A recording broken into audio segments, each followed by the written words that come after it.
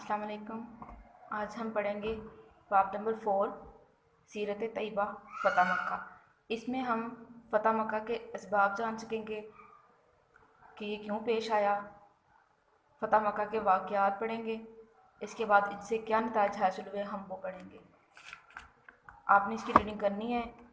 इसके बाद हमने क्वेश्चन आंसर करने हैं। सबसे फर्स्ट क्वेश्चन है फ़तह मक्का का पस मंज़र बयान करें। क्वेश्चन नंबर 2 फ़तह मक्का के वाक़यात मुख्तसर तहरीर करें। फ़तह मक्का के मौका पर नबी करीम सल्लल्लाहु अलैहि वसल्लम ने कुरैश मक्का के साथ कैसा सलूक किया वजाहत करें। फ़तह मक्का से हमें क्या सबक मिलता है। सबसे पहले क्वेश्चन हम करेंगे फ़तह मक्का का पस मंज़र बयान करें। इसका आंसर पेज नंबर 27 पे है।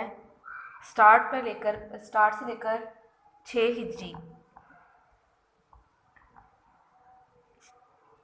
6 हिजरी में कुरैश मक्का और मुसलमानों के माबैन एक माहदा हुआ जिसे इस तारीख में सुलह हुदैबिया कहते हैं।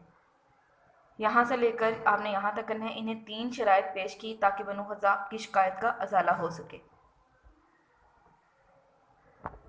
सेकंड क्वेश्चन है फ़तह मक्का के वाक़यात मुख्तसर तहरीर करें। इसका आंसर पेज नंबर 28 पर है। हजूर अकरम सल्लल्लाहु अलैहि वसल्लम ने इस्लामी लश्कर को 3 हिस्सों में तकसीम किया।